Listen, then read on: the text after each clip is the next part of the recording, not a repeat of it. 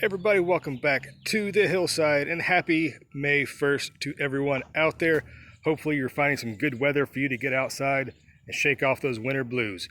So today let's just do a quick walkthrough of my very early spring garden, what I've started planting out today, what's already been growing, and show you some of the interesting heirloom tomato varieties I'm growing for this year. So let's go ahead and do this. Alright, so for starters, these are actually shallots. I grew these from seed last year. They overwintered well here in zone 6B, 7A. They are starting to put on some scapes, trying to go to flower. You can kind of see right there, the little flower starting to form. So they may need to be pulled pretty soon. And I'm not sure how much of a bulb is formed on these, but these are perfect for green onions, just use regularly anyways. So that's just an experiment I tried last year and carried over to this year. So looking at some of my awesome heirloom tomatoes, and what's lovely about these old heirloom tomatoes is beside the flavor or some of the names they have. Okay, so this little guy right here, and the plant is actually a lot bigger than this, guys, but I bury them fairly deeply, which you should always do that to promote more root growth on the stem as well as stability for your early plants there. This is just known as P3. I have no idea. I've looked it up. I've Googled it. I've searched up. I cannot find anything that says this is what a P3 tomato is. So whatever designation it was given by whomever, I guess it just stuck with it, and that's just what it's called. So if you've ever heard of a tomato called P3 or know something similar, well, please drop a comment down below. I'd like to hear some story about that. Okay, and just like this one, the one next to it. Now this one is called Brennan's Flame. Okay, and I guess that means it's going to be an orange tomato with some striping on it, or maybe a yellow with red striping. I'm not really sure. That's typically what the flame designation is on a tomato. Again, look this up. Can't find any information on it whatsoever. So maybe it goes by something else. Maybe that was an old time kind of name, and it was subsequently changed or called something new or developed or something. I don't know. But if you've ever heard of Brennan's Flame, also drop it down in the comment down below. I'd love to know more about this particular variety. So just kind of coming out here. Now this one here is not something that is rare or unique or anything like that. This is just the San Marzano Roma type tomato from Italy. Wanted to grow this just to make some authentic sauce or something like that. They say it's one of the best Roma varieties. We'll definitely check that one out. Now this one over here is actually a cluster of two. They got two intertwined. I never divided them out. So without risking hurting the plants, I just stuck two in this little hole right here. And this is just known as the orange cherry. So I love orange tomatoes, love cherry tomatoes. I don't believe, other than the Sun Gold, which I've grown and tasted before, the hybrid, they're pretty good, but I want to definitely try this out for this orange cherry. See, the fruits on this are kind of supposed to be on the smaller side, so definitely just a good experiment. Nice healthy plants though. Now coming over here, right here, we got some Sweet Ann. Sweet Ann. These are my some peas. I've grown these before, did a video on them. They are amazing. Eat the whole pod. Super sweet. They don't get super tall, so if you have some old pea varieties will get 4 or 5 feet tall. I just have this little about 3 foot tall trellis right here, and they won't really outgrow that at all. So that's one thing to consider when growing your peas, is give them plenty enough room to grow and space to run. Down below here, these are just some. Now I do forget the variety on it, but they're kind of a purple stemmed green onion or a scallion, whatever you prefer. So those should be interesting. A little purple stemmed green onion. If I think of the name, I'll leave it down in the description. So let me go ahead and backtrack to the other side of the garden here before I get too far away from where I'm trying to get to show you next. So let me spin you guys around. All right, so this big guy right here, this is the Kellogg's breakfast tomato, an old West Virginia heirloom. So got to support the home state veggies right there. So my friend grew these. I tasted them. They were delicious. I saved the seeds from it, of course, because that's what I do. I save seeds from everything. So here you go. This is the Kellogg's breakfast tomato. They're a large beefsteak variety. Definitely hope this is going to perform well, because the one I had last year was delicious, and I wanted to have plenty of these. Specifically this plant here, these are amazing.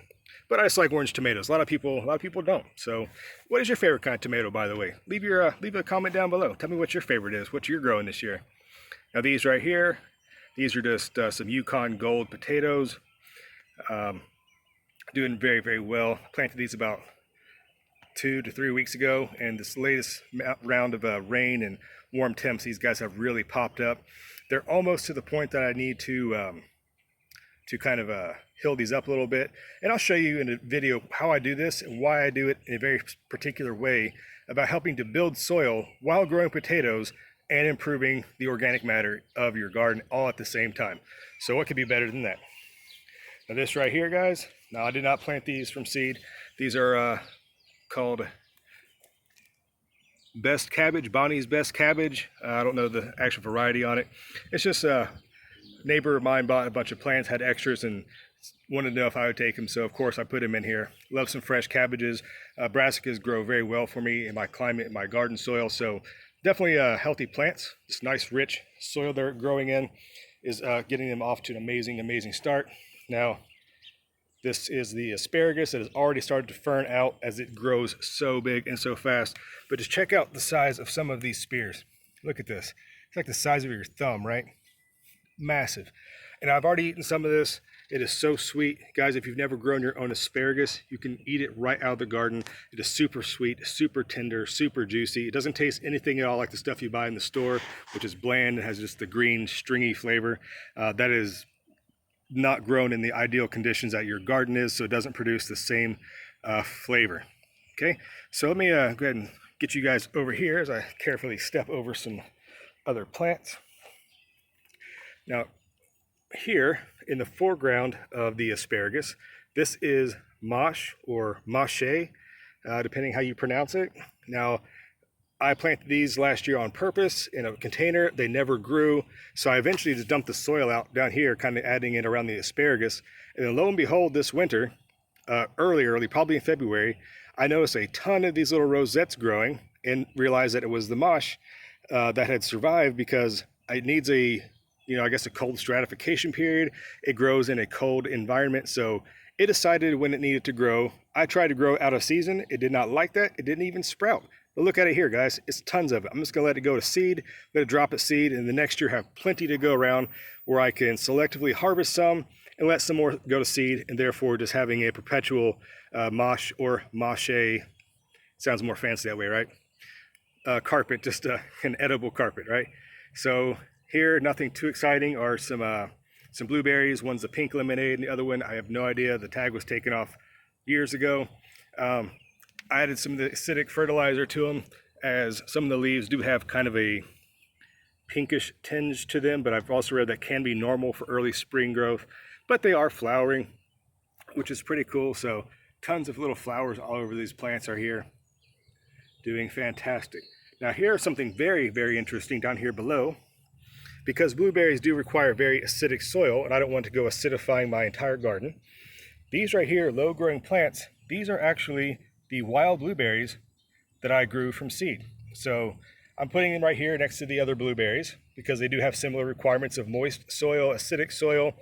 So I figured let them grow down here, and the larger blueberries might give them a little bit of shade and cover as they get established, but they're doing fine, and these things will spread via rhizome, creep along the ground. They're not going to get very tall whatsoever, so they shouldn't interfere with the larger blueberries. And hopefully they fill in this little spot right here, which would be kind of cool to have some of the wild blueberries growing up here in the pallet garden. Now, moving along to over here, again, I did not grow these from seed because I just ran out of time. I had so many other things going, but this is broccoli. It is, the variety is called Lieutenant. It is another Bonnie plant.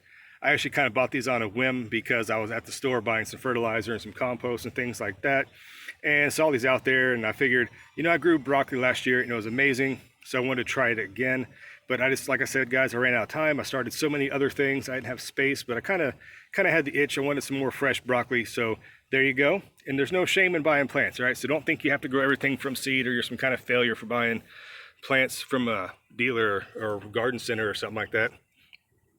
Now this little sad asparagus here, this was supposed to be a purple asparagus that I grew from seed, and I don't think it is purple because it's very, very green. I also didn't think it was going to survive, But there's two stalks coming up right there. So I'm going to definitely transplant this in the fall to someplace else because it's kind of in the middle of a walkway up against the edge of the pallet fence there. But you know, whatever. It's doing fine. It'll grow fine just where it's at. Now right here, this is an amazing plant. If you don't know what it is, obviously it's a tomato, but this is the orange peach. Okay, these tomatoes actually have fuzz on them, like a little tiny peaches. They don't even taste like tomatoes. They taste almost fruity.